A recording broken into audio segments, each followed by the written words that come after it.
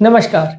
आज हम डिस्कस करेंगे खांसी के अलग-अलग कारणों में हम कैसे डिफरेंशिएट कर सकते हैं कि किसी पर्टिकुलर व्यक्ति को जो खांसी आ रही है, वो किस कारण से आ रही है। खांसी के बहुत सारे पैरामीटर्स या बहुत सारे फीचर्स पर आज हम डिस्कस करेंगे कि उससे हम उसके कारण का कैसे पता लगा सकते हैं, एक पर्टिकुलर फीचर को ध्यान में रखते हुए। ये टॉपिक में काफ़ी पॉइंट्स हैं, इसलिए इसको हम 2 पार्ट्स में डिस्कस करेंगे।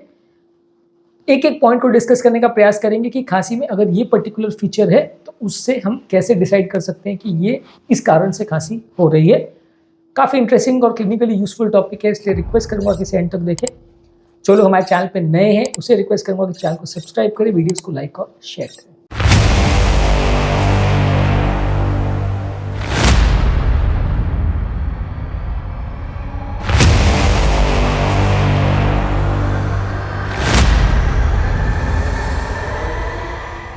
सबसे पहले जानना ज़रूरी है कि खांसी कितने ड्यूरेशन से हो रही है। यदि किसी व्यक्ति को छोटे टाइम के लिए खांसी हो रही है, तो वो इन्फेक्शन से रिलेटेड होने का चांस है। जबकि लंबे समय तक अगर किसी को कोई खांसी हो रही है, तो वो लंग की कोई ऐसी बीमारी हो सकती है, जैसे कि ब्रोंकाइटिस हो सकता है, लंग्स की कोई पैरेन्काइमा की बीमारी हो सकती है, लंग्स की नली की बीमारी हो सकती है, जो कि परमानेंट डैमेज हो चुकी हो। इसकी वजह से खांसी अगर आ रही है, तो लंबे समय तक आने की आशंका है। छोटे समय तक होने वाली खांसी ज़्यादातर इन्फेक्शन रिलेटेड होती है। इसके अलावा किस टाइम पे खांसी आ रही है, मान लीजिए किसी व्यक्ति को रात को सोते के टाइम खांसी आ रही है, तो इसका मतलब वो हार्ट फेलियर रिलेटेड हो सकती है या पोस्ट नेजल ड्रिप से रिलेटेड खांसी होती है, जो कि सिक्रीशंस रात को ज़्यादा परेशान करते हैं। किसी व्यक्ति को चलने फिरने पे आ रही है खांसी, तो वो हार्ट फेलियर रिलेटेड हो सकती है। किसी व्यक्ति को अगर सुबह उठते ही अगर खांसी आ रही है, तो वो अस्थमा रिलेटेड हो सकता है। किसी व्यक्ति को अगर ठंड के मौसम में अगर खांसी आ रही है या बारिश के मौसम में खांसी आ रही है, पॉलन ग्रेन जब ज़्यादा होते हैं ऑटम में, वैसे टाइम पे खांसी आ रही है, तो एलर्जिक ब्रोंकाइटिस होने का चांस ज़्यादा है। ठंड के मौसम में क्रॉनिक ब्रोंकाइटिस के होने का चांस ज़्यादा है। तो इस तरह से किस टाइम पे खांसी आ रही है, दिन के किस पहर में या साल के किस टाइम पे, इससे भी हम काफ़ी हद तक डिफ्रेंशिएट करने में मदद मिल सकती है कि खांसी का कारण क्या है। शॉर्ट ड्यूरेशन खांसी है कि लॉन्ग ड्यूरेशन खांसी है, ये भी एक इम्पोर्टेंट पॉइंट है। इसके अलावा नेक्स्ट इम्पोर्टेंट पॉइंट है कि खांसी सूखी है या कफ वाली है। ज़्यादातर सूखी खांसी वायरल इन्फेक्शन, एलर्जी और एस्थमा वाले केसेस में होता है, जबकि म्यूकस या बलगम वाली खांसी ज़्यादातर निमोनिया में, क्रॉनिक ब्रोंकाइटिस में, ब्रोंकिएक्टाइसिस में या पोस्ट नेजल ड्रिप वाले केसेस में होता है, जहाँ पे गले में म्यूकस हो जाता है या सिक्रीशंस हो जाते हैं जो खांसी के दौरान बाहर निकलते हैं। तो सूखी खांसी है कि बलगम वाली खांसी है, ये भी काफ़ी मदद करता है जानने में कि किस कारण से खांसी हो रही है। इसके अलावा खांसी के साथ सिम्टम्स क्या हैं? बुखार है तो इन्फेक्शन की तरफ पॉइंट करेगा, निमोनिया की तरफ पॉइंट करेगा। कमजोरी वगैरह तो वो एक नॉन स्पेसिफिक फाइंडिंग है, किसी भी इन्फेक्शन वगैरह के साथ हो सकती है। सांस अगर फूल रही है तो हार्ट फेलियर हो सकता है या ऐसा सीवियर निमोनिया हो सकता है जो कि लंग्स में काफ़ी इन्वॉल्वमेंट कर चुका है। साथ में अगर वीजिंग हो रही है, यानी स्वाई स्वाई की आवाज़ अगर आ रही है या स्टेथोस्कोप से हम अगर सुनते हैं तो वीजिंग के साउंड आते हैं, एक्सपिरेशन बढ़ जाता है, वो एस्थमा या ब्रोंकाइटिस की तरफ पॉइंट करेगा। हाथ पाँव में अगर दर्द हो रहा है, साथ में माइल्जिया हो रहा है, तो वायरल इन्फेक्शन की तरफ पॉइंट करेगा। तो इस तरह से साथ में कौन कौन से सिम्टम्स हैं, इनके बेसिस पे भी हम थोड़ा बहुत ये पता लगा सकते हैं कि किसी व्यक्ति को अगर खांसी हो रही है तो क्या उसका प्रमुख कारण हो सकता है। इसके अलावा अगर किसी व्यक्ति को और रेस्पिरेटरी सिम्टम्स है, जैसे जुकाम हो रहा है, नेजल कंजेशन हो रहा है, गले में खराश हो रही है, तो वो अपर रेस्पिरेटरी ट्रैक्ट इन्फेक्शन की तरफ पॉइंट करेगा। नेक्स्ट इंपॉर्टेंट पॉइंट है कि किस तरह के वातावरण में खांसी हो रही है। मान लीजिए अगर धुआं, धूल, एलर्जन और डस्ट के एक्सपोजर में अगर खांसी हो रही है, उसके वातावरण में खांसी हो रही है, तो वो ज़्यादातर एलर्जिक ब्रोंकाइटिस की तरफ पॉइंट करेगा। ठंड के मौसम में अगर खांसी हो रही है, स्मोकिंग करने की तरफ वजह से अगर खांसी हो रही है, तो वो स्मोकर्स ब्रोंकाइटिस की तरफ पॉइंट करेगा। किसी पर्टिकुलर काम को करने की वजह से या जॉब पे या फैक्ट्री में अगर किसी को खांसी हो रही है, कोई पर्टिकुलर आदमी किसी डस्ट के माहौल में अगर काम करता है, तो वैसे व्यक्ति को ऑक्यूपेशनल पोल्यूटेंट्स रिलेटेड खांसी हो सकती है। केमिकल्स या पोल्यूटेंट जो श्वास की नली में जाते हैं, उससे रिलेटेड खांसी हो सकती है। इसके अलावा व्यक्ति को एस्थमा की बीमारी है, ब्रोंकाइटिस की बीमारी है, हार्ट फेलियर की बीमारी है, एसिड रिफ्लक्स की बीमारी है, साथ में कौन सी बीमारी है उसकी मेडिकल हिस्ट्री के को जानकर भी हम समझ सकते हैं कि उसको ये जो खांसी हो रही है वो किससे रिलेटेड हो सकती है। यदि अस्थमा की हिस्ट्री है तो अस्थमा का खांसी है, हार्ट फेलियर की हिस्ट्री है तो हार्ट फेलियर रिलेटेड खांसी है। अगर लैरिंजाइटिस हो रहा है और रिफ्लक्स डिजीज यानी खट्टी डकारे आने की हिस्ट्री है, तो उससे रिलेटेड भी हमारे श्वास नली में इन्फेक्शन या इन्फ्लेमेशन हो सकता है, इससे भी खांसी आ सकती है।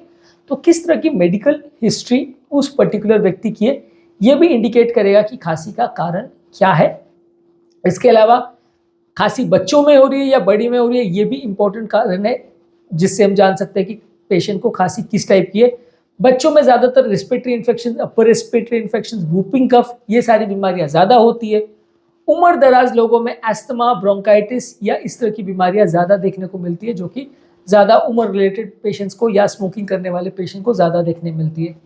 कोई व्यसन की हिस्ट्री है या नहीं, इससे भी हम जान सकते हैं। मान लीजिए कोई व्यक्ति को स्मोकिंग की हिस्ट्री है तो वैसे व्यक्ति को स्मोकर्स ब्रोंकाइटिस हो सकता है, तो स्मोकिंग की हिस्ट्री है नहीं, इससे भी हमें पता चल सकता है कि उसको इस तरह का एस्थमा रिलेटेड प्रॉब्लम है या नहीं। ट्रैवल की हिस्ट्री भी इंडिकेट करेगा कि किसी व्यक्ति को किस तरह का इन्फेक्शन है। मान लीजिए कोविड के टाइम्स में जो व्यक्ति कोविड प्रोन एरियाज में जहाँ कोविड फैला हुआ है वहाँ जाता है, फिर खांसी हो रही है, तो कोविड रिलेटेड खांसी हो सकती है। इंडिया और बहुत सारे कंट्रीज में अभी भी ट्यूबरकुलोसिस एंडेमिक है, तो इस एरिया में अगर किसी को खांसी हो रही है तो आप ट्यूबरकुलोसिस सस्पेक्ट कर सकते हो। कई कंट्रीज में ट्यूबरकुलोसिस बहुत कम हो गया, तो वहाँ पे ट्यूबरकुलोसिस का केस बहुत रेयर माना जाएगा। वहाँ पे खांसी होगी तो उसका कारण वो नहीं माना जाएगा, कुछ और सोचेंगे। तो किस एरिया में पेशेंट ने रहता है, किस एरिया में पेशेंट ने ट्रैवल किया, इसके बेसिस पे भी आप थोड़ा जज कर सकते हो कि खांसी का कारण क्या हो सकता है। इसके अलावा दवाइयों से रिस्पॉन्स आ रहा है या नहीं, उससे भी थोड़ा बहुत पता चलता है। मान लीजिए अगर सिंपल खांसी की कफ सिरप लेने से या लॉजेंसिस वगैरह लेने से खांसी अगर ठीक हो गई, तो वो ज़्यादातर ब्रोंकाइटिस या लैरिंजाइटिस इस तरह का प्रॉब्लम हो सकता है। वहीं अगर किसी व्यक्ति की खांसी ठीक नहीं हो रही है, लंबे समय तक भी उसको राहत नहीं मिल रही है, आपने खांसी की बहुत सारी सिरप ले ली, फायदा नहीं हो रहा है, तो वो किसी सीरियस बीमारी की तरफ पॉइंट करेगा, चाहे हार्ट फेलियर हो, चाहे लंग्स फेलियर हो या लंग्स का इन्फेक्शन हो, सीरियस एस्थमा या ब्रोंकाइटिस वगैरह हो, इसकी तरफ ज़्यादा पॉइंट करेगा। इसके अलावा खांसी का कैरेक्टर कैसा है, अलग अलग टाइप की खांसी होती है। कोई खांसी को हैकिंग कॉफ बोलते हैं, किसी को ड्राई कॉफ बोलते हैं, किसी को बार्किंग कफ, किसी को वीजिंग बोलते हैं, किसी को होर्स कॉफ बोलते हैं। ये अलग अलग कैरेक्टर्स के बेसिस पे भी अलग अलग खांसियों की अलग अलग पहचान होती है, जिस पर हम एक सेपरेट वीडियो चाहे तो कर सकते हैं कि अलग अलग कौन कौन सी बीमारियों में कौन कौन से टाइप की खांसी देखने को मिल सकती है। इसके अलावा खांसी में जो आने वाला बलगम है, उसका कलर भी जानने में मदद कर सकता है कि खांसी का कारण क्या है। यदि व्हाइट या ट्रांसपेरेंट खांसी में बलगम आ रहा है तो वह एलर्जिक या ब्रोंकाइटिस वाले केस में ज़्यादा देखने को मिलेगा। वहीं अगर बलगम का कलर येलो है तो इन्फेक्शन इंडिकेट करेगा। ग्रीन भी इन्फेक्शन इंडिकेट करता है, खासकर सूडोमोनास वगैरह की डेंजरस इन्फेक्शन की तरफ पॉइंट करता है। यदि कलर इस तरह का आ रहा है तो आपके लिए वो एक डेंजरस साइन हो सकता है, यानी खांसी के कफ का कलर भी जो है वो भी जानने में मदद कर सकता है कि खांसी किस कारण से हो रही है। इसके अलावा कोई एसोसिएटेड ट्रिगर फैक्टर्स है, जैसे ठंड के एक्सपोजर में हो रही है, पर्टिकुलर एक्सरसाइज करने के बाद हो रही है, कोई पर्टिकुलर खाना खाने के बाद हो रही है, रात को सोने के बाद हो रही है, इस तरह की चीज़ें भी कई बार पॉइंट करती है कि खांसी किस कारण से हो रही है। मान लीजिए ठंड के एक्सपोजर से हो रही है या ठंडी हवा के एक्सपोजर से हो रही है, तो वो कोल्ड इंड्यूस एस्थमा या ब्रोंकाइटिस हो सकता है। कोई पर्टिकुलर फूड से अगर या दवा से अगर खांसी हो रही है तो वो एसी इनहिबिटर इंड्यूस्ड कॉफ हो सकता है। रात को सोने से अगर खांसी हो रही है तो गैस्ट्रोएसोफेजियल रिफ्लक्स डिजीज या हार्ट फेलियर रिलेटेड खांसी हो सकती है। तो इस तरह से खांसी किस चीज़ से ट्रिगर हो रही है वो भी कई बार जानने में मदद कर सकता है कि खांसी का कारण क्या है।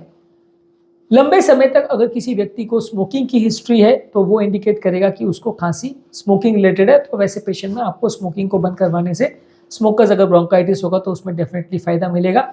उसी तरह से कोई व्यक्ति अगर एग्रीकल्चर फील्ड में काम करता है, कंस्ट्रक्शन साइट पे काम करता है, मैन्युफैक्चरिंग उसमें काम करता है, तो वैसे पेशेंट को ऑक्यूपेशन रिलेटेड सिलिकोसिस, एस्बेस्टोसिस, इस तरह की जो डेंजरस बीमारी है जिसमें वो धूल, एस्बेस्टस की पाउडर्स, वो सब लंग्स में जमा हो जाते हैं और पूरे लंग्स को खराब कर देते हैं। तो ये भी एक इम्पॉर्टेंट पॉइंट है जिससे हम डिफ्रेंशिएट कर सकते हैं कि खांसी क्यों हो रही है। तो आज का टॉपिक यहीं पे एंड करते हैं, बाकी पॉइंट्स को हम अलग सेकेंड पार्ट में डिस्कस करेंगे।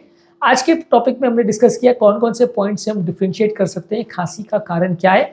आज जिन पॉइंट्स पर हमने डिस्कस किया वो है खांसी का ड्यूरेशन क्या है, कम देर से हो रही है, ज़्यादा देर से हो रही है, किस सीजन में हो रही है, दिन के किस टाइम पे हो रही है, किस टाइप का कॉफ है, सूखी खांसी है कि बलगम वाली खांसी है, दूसरे सिम्टम्स क्या है, फीवर है, कमजोरी है, छाती में दर्द है, सांस फूल रही है, वीजिंग है, बॉडी एक्स है, ये सारी चीज़ें पॉइंट आउट करेंगे किस तरह का खांसी है।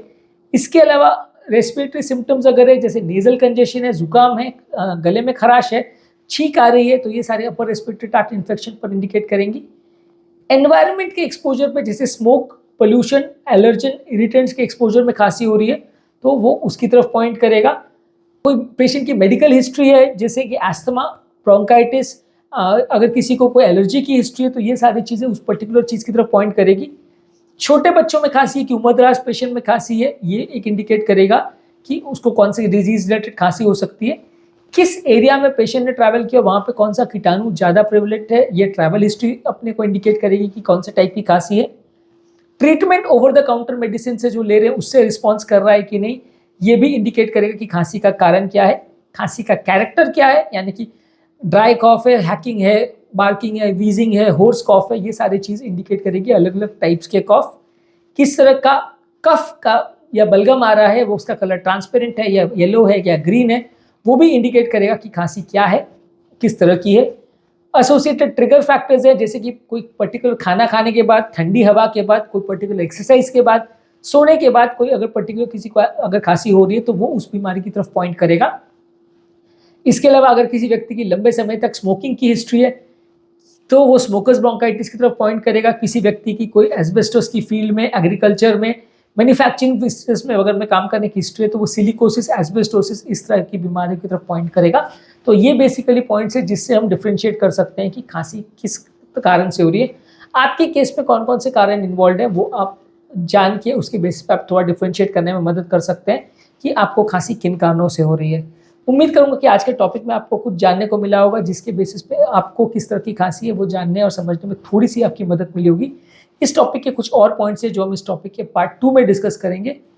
अगर आपको टॉपिक अच्छा लगा तो एक लाइक या शेयर इस टॉपिक के लिए ज़रूर बनता है, जो कि एक टॉपिक को ज़्यादातर लोगों के पास पहुँचाएगा और लोगों को इससे जानने और सीखने का मौका मिलेगा। Thank you.